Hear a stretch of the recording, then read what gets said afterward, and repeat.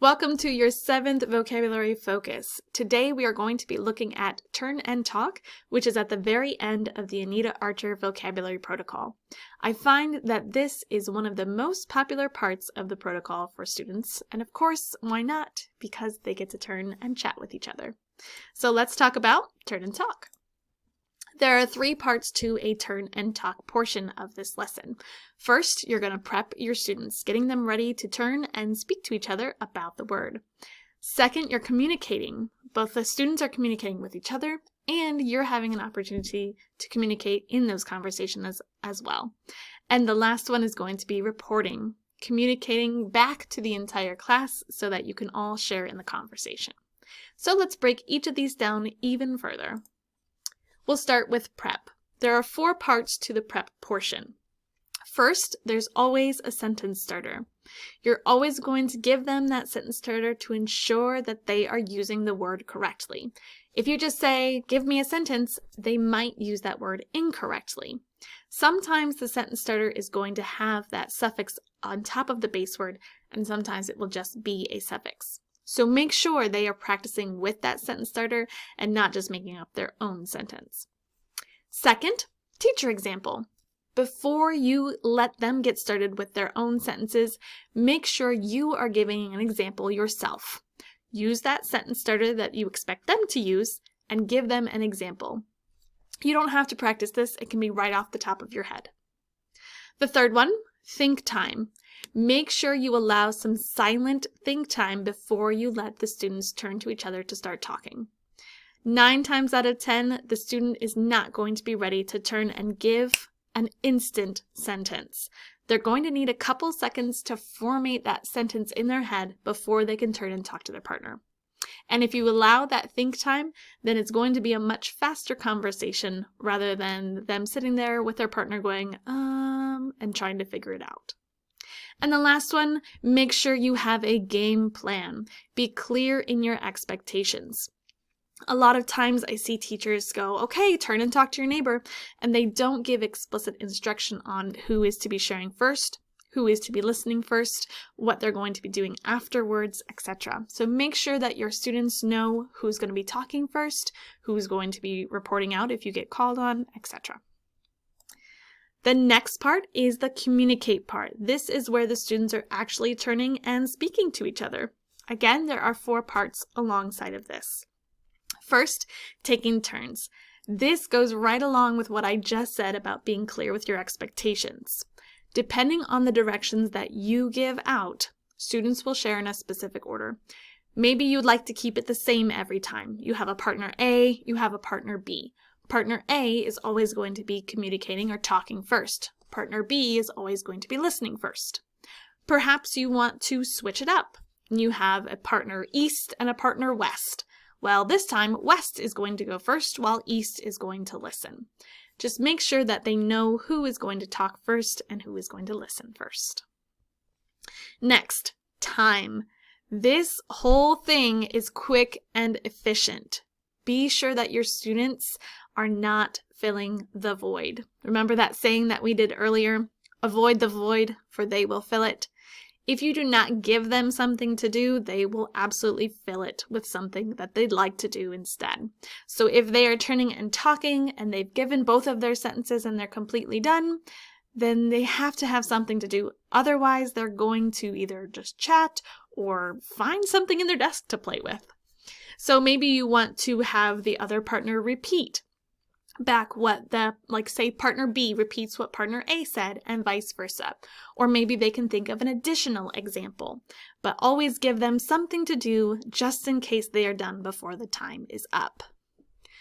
Oh, and that leads into our next one, early finishers. If students get done early, what do? Again, they can repeat what their partner said.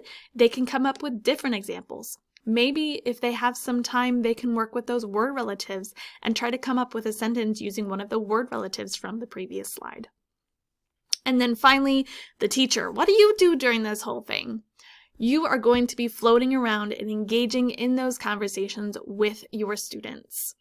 Sometimes teachers see this as a time that they can go to the next slide or get things ready for the next vocabulary word. No, this is where you need to go and communicate with your students and make sure that they, 1, are staying on task, and 2, using this sentence correctly. I would not go to the same student every time. I would float around the room, and depending on how much time you give for this, which is about a minute, you might be able to hit 2, maybe 3, maybe 4 groups. Okay, the last part, report. This is when your partners are done speaking to each other, you're coming back whole group. So there are 4 parts here. First, we're going to start with you, the teacher.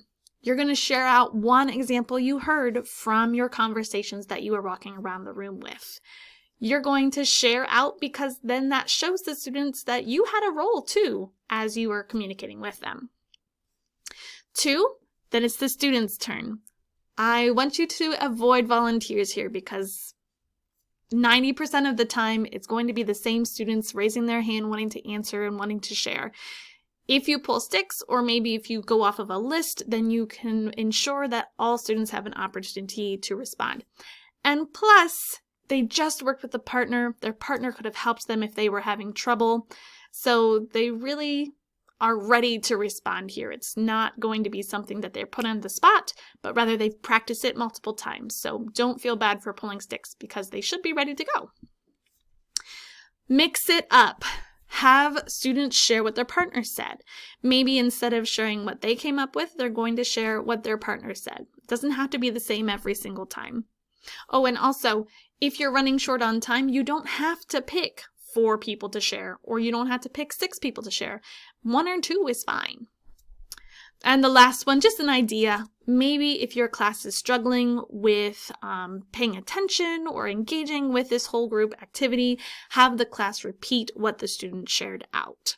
That could be a great way for them to engage in the process as well. Again, you don't have to do this every time with every word. It's just if you see that it's something that could benefit you with your students. Now, at the bottom here, it says, if the student reports the sentence without using the sentence starter, make sure you stop them, have them restart, and start with the sentence starter. The more times that they can use that vocabulary word correctly in sentences or in conversation, the more of a chance that it's going to stay in their long-term memory. So make sure they're using those sentence starters. It's there for a reason. Now, sometimes your students are going to give you some sentences that are a little wimpy. Make sure that you don't let them get away with it. You want them to beef up their examples. If they're giving you super simple sentences, then ask them how they can lengthen it. What adjectives can you use? What describing words can we add in there? What color words can we make this more descriptive? You can even have your students in the classroom help with this as well.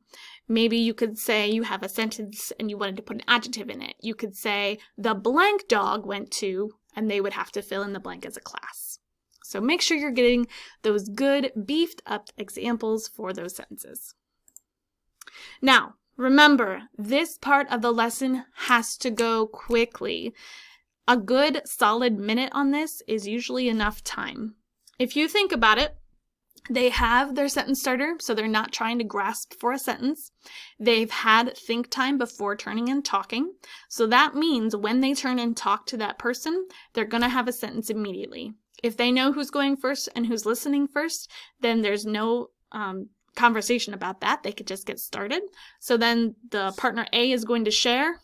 Partner B is going to share. They're going to look and see if they have some more time. Maybe they share an additional one. Maybe they talk about word relatives.